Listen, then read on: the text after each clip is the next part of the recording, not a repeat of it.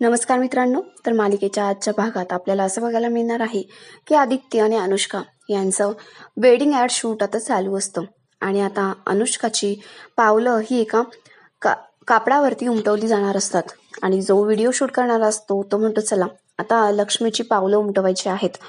अनुष्का कुंकवाने आपले पाय पूर्णपणे भरते आणि त्या कापडावरती चालत असते. आता ॲड शूट करणारा म्हणत असतो किंवा साक्षात लक्ष्मीचीच पावलं वाटतायत आणि खूप छान शूट चाललाय आणि तो अनुष्काचं कौतुक करत असतो. अनुष्का इकडे मनातल्या मनात म्हणत असते की यांना काय माहिती की ही लक्ष्मीची पावलं आहेत की साक्षात यांच्या मृत्यूची पावलं आहेत ते. आणि हा आदित्य किती मूर्ख माणूस आहे. त्याच्या घरातल्या मोलकरणीसोबत लग्न करण्याची स्वप्न बघतोय आणि सारखं तिचंच नाव घेतोय. याच्या तोंडामध्ये तिचंच नाव आहे. आणि ही अहिल्या ही सुद्धा स्वतःला खूप शहाणी समजते ना, पण ही सगळी लोक मूर्ख आहेत, अति शहाणी लोक आहेत. त्यांना कळतच नाही यांच्याबरोबर मी काय करते ते. आणि माझा उद्देश मुळात आदित्यसोबत लग्न करण्याचा नव्हताच. माझा उद्देश या घरात घुसण्याचा होता आणि या आदित्य आणि अहिल्याला बर्बाद करण्याचा होता आणि त्याची सुरुवात मी केली आहे, असं म्हणून ती मनातल्या मनात हसत असते. इकडे पारू विचार करत असते की अनुष्काने बाहेर त्या लोकांना पैसे का दिलेत आणि माझ्यावर ज्या लोकांनी शाई फेकली होती ती माणसं अनुष्काची तर नसतील ना, आणि अनुष्का मॅडमांनी मला ब्रँड अम्बॅसेडर पदावरून काढण्यासाठी हे सगळं केलं तर नसेल ना, याचा डाऊट तिला आलेला असतो. अनुष्कावर तिला आता संशय आलेला असतो. आता ॲड शूट वगैरे चालू असतं. तेवढ्यात ॲड शूट करणारा म्हणतो, चला आता अंगठी शोधण्याचा कार्यक्रम करून घेऊया.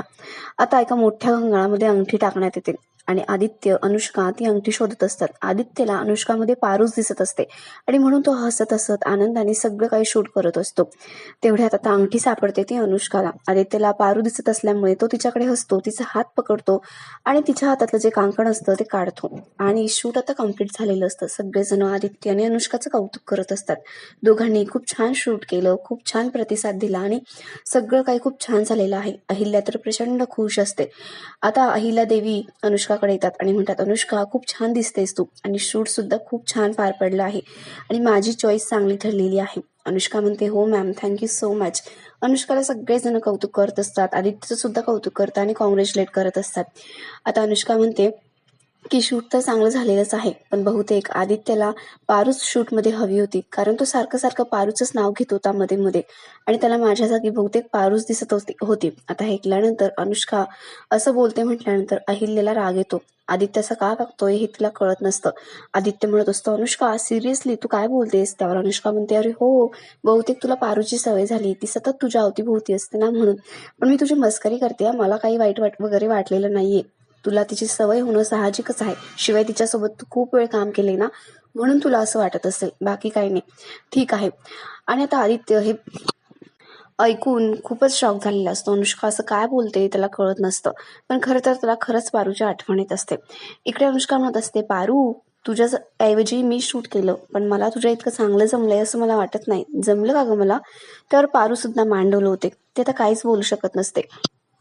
अहिल्या म्हणते, काही का असेना, पण तू खूप छान केलेस आणि मी जी निवड केली ब्रँड अम्बॅसेडर म्हणून ती योग्यच निवड केली आहे, हे सिद्ध झालेलं आहे आता. आणि असंही आदित्य आता काहीच करू शकत नाहीये, कारण त्याला सुद्धा हे मान्य करावं लागेल की तू योग्य ब्रँड अम्बॅसेडर आहेस ते, कारण आता तो काही सिद्ध करू शकेल असं मला वाटतही नाहीये.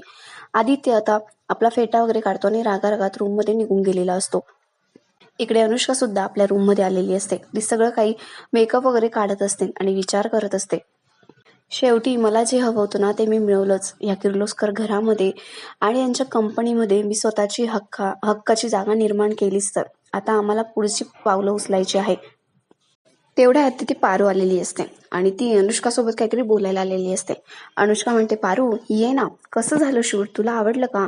नाही म्हणजे तू हाच विचार करत असशील ना की आदित्यसोबत तू बाजूला बसायला हवी होतीस, माझ्या जागी स्वतःला बघत होतीस ना तू, सांग मला. पण जाऊ दे, त्याचं मला वाईट नाही वाटत आहे, कारण तुझ्या जागी मी असते ना मलाही असंच वाटलं असतं. आणि हो, प्रेमातच पडली असते मी त्याच्या आदित्यच्या.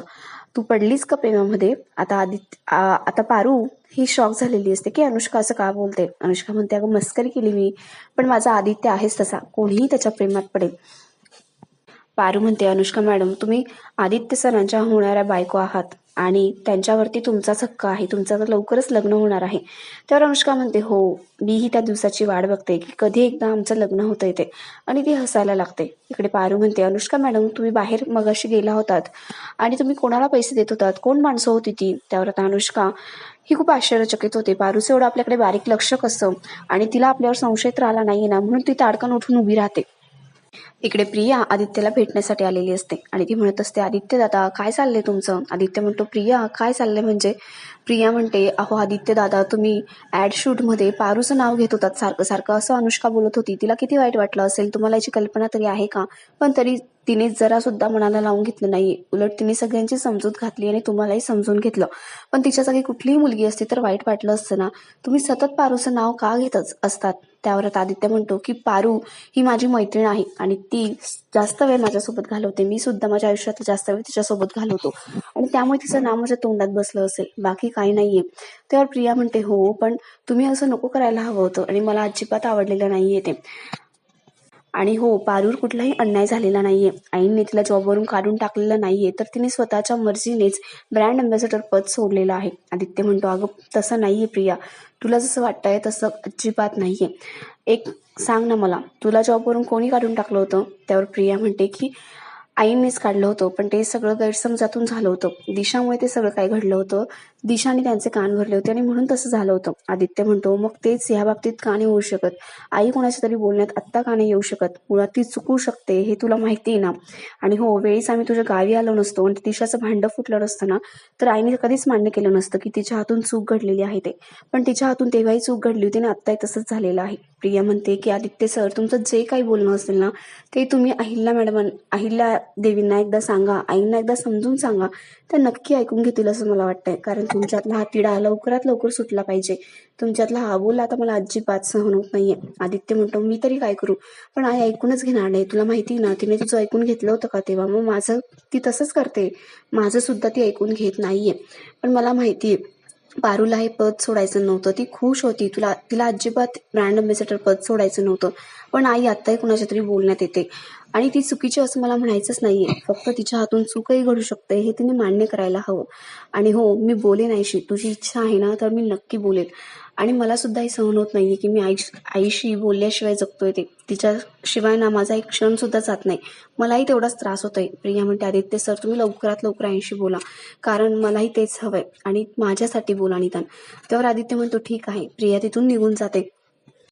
इकडे अनुष्का पारूला खोटं सांगत असते आणि म्हणत असते की आदित्यशी बोलले मी या विषयावरती. मी काही गरजू लोकांना पैसे हवे होते आणि तेच त्या लोकांना देत होते आणि तेच तू पाहिलंयस. त्यावर पारू म्हणते, नाही खोटं बोललाय तुम्ही. तुम्ही त्या गुंडांना पैसे दिले होते आणि तेही त्या गुंडांना सोडवायला दिले ज्यांनी माझ्या चेहऱ्यावरती शाई फेकली होती. आणि यामागे तुमचा काय हात आहे मला माहिती नाही अनुष्का मॅडम, पण तुम्ही त्या गुंडांना का सोडवलं ज्यांनी आदित्य सरांवर देखील हात उचलला, माझ्या अंगावरती शाई फेकली? सांगा ना. त्यावर अनुष्का म्हणते, बघ पारू तुझा काहीतरी गैरसमज होतोय. मी त्या गुंडांना पैसे दिलेच नव्हते सोडवण्यासाठी. त्यावर आता पारू म्हणते की नाही तुम्ही खोटं बोलताय, दादांत खोटं बोलताय. मला माहिती आणि मी आत्ताच्या आत्ता देवी यांना जाऊन हे सगळं काही सांगणार आहे. अनुष्का म्हणते, थांब पारू, तुला खरंच तिकडे जाऊन काही सांगण्याची गरज नाहीये. मी सांगते ना तुझा काहीतरी गैरसमज होतोय ते. आणि हो तुझ्या प्रश्नांची उत्तर द्यायला मुळात मी बांधील नाहीये. तरी सुद्धा मी तुझ्याशी चांगलं बोलते ना, तर तू ही तुझ्या मर्यादा विसरू नको. त्यावर पारू म्हणते, मी माझ्या मर्यादा विसरण्याची गरजच नाही मला, कारण मला माहिती माझ्या मर्यादा काय ते. तुम्ही ते मला शिकवू नका. पण तुम्ही किर्लोस्कर घराण्याच्या होणाऱ्या सून आहात आणि हो तुम्हाला ती शोभत नाही. तुम्ही तुमच्या मर्यादा विसरत आहात. आणि मी चालले आता देवी यांकडे. आता अनुष्का तिचा हात पकडते आणि पारू म्हणते, तुम्हाला काही तुमची बाजू मांडायची असेल ना तर थेट तिकडेच मांडा. आणि आपला हात तिच्या हातातून सोडवते आणि इकडे अहिल्यादेवींना भेटण्यासाठी येणार असते. आता अहिल्यादेवी श्रीकांतसोबत बोलत असतात की श्रीकांत, मला आदित्यचं शूटमधलं वागणं अजिबात आवडलेलं नाहीये आणि ते खूप डिस्टर्ब असतात. तेवढ्यात तिथे पारू आणि आदित्य हे आलेले असतात आणि तेवढ्यात अनुष्का सुद्धा आलेली असते. पारू म्हणते, देवी आई मला तुमच्याशी महत्वाचं बोलायचंय. आणि ती तिच्या देवी आईंकडे जात असते. तेवढ्यात अनुष्का तिचा हात पकडते आणि म्हणते, पारू मला तुझ्यासोबत काहीतरी महत्वाचं बोलायचंय आत्ता, तू नंतर बोल यांच्याशी, चल. आणि तिचा हात ती पकडून ठेवते. तेवढ्यात आदित्य म्हणतो, अनुष्का काय चाललंय तुझं? ती म्हणते ना तिला तिच्या देवी आईसोबत बोलायचंय, मग बोलू दे, नंतर बोल, तुझं काय काम आहे ते. आणि आधी तिचा हात सोड. अनुष्का म्हणते, मला माहिती ना आदित्य, हिचं महत्वाचं काहीच काम नाही ते. आदित्य आता अनुष्कावर खूप चिडतो आणि म्हणतो, अनुष्का तिचा हात आत्ताच्या आत्ता सोड आणि तिला काय म्हणायचं ते म्हणू दे. आणि आता अनुष्का पारूचा हात सोडते. पारू अहिल्यादेवींना सगळं सांगत असते की अनुष्काने कुणाला पैसे दिले आणि गुंडांना पैसे दिले, तेही त्यांना सोडवण्यासाठी. आणि तीच गुंड होती ज्यांनी पारूच्या चेहऱ्यावरती शाई फेकली, आदित्यवर हात उचलला. आता हे सगळं ऐकून सगळेच खूप शॉक झालेले असतात. आदित्य म्हणतो, अनुष्का, तुझ्याकडनं ही अपेक्षा केली नव्हती मी. तू एवढं मोठं खोटं बोललीस माझ्याशी. अगं, तू बोललीस की मेडिकल इमर्जन्सी होती म्हणून पैसे देतेस ते. आता अनुष्का म्हणते, नाही, कर्मचाऱ्यांचा पगार करायचा होता म्हणून मी पैसे देत होती. आदित्य म्हणतो, हे बघ, तू माझ्यासमोर सुद्धा खोटं बोलते. तू मला तेव्हा काय म्हणाली होतीस की मेडिकल इमर्जन्सी आहे म्हणून, आणि तू का करतेस हे सगळं? सांग ना, आता तरी खरं बोल यार, तुझ्याकडनं ही अपेक्षा नाहीये. त्यावर अनुष्का म्हणते, हो, दिले होते मी गुंडांना पैसे. आणि तिचा आता काहीतरी वेगळाच प्लॅन असतो. तिच्या डोक्यामध्ये काहीतरी वेगळंच शिजत असतं आणि तेच ती बोलणार असते. आता बघूया ती परत एकदा या सगळ्यांना, किर्लोस्कर कुटुंबातल्या अहिल्यादेवी, आदित्य यांना परत एकदा कशी गंडावता येते, की पारूच आता अनुष्काचा चेहरा दिशासारखा सगळ्यांसमोर आणते. हे सगळं नक्कीच इंटरेस्टिंग असणार आहे. तर मग अशाच इंटरेस्टिंग अपडेटसाठी आमच्या चॅनलला नक्की सबस्क्राईब करा. धन्यवाद.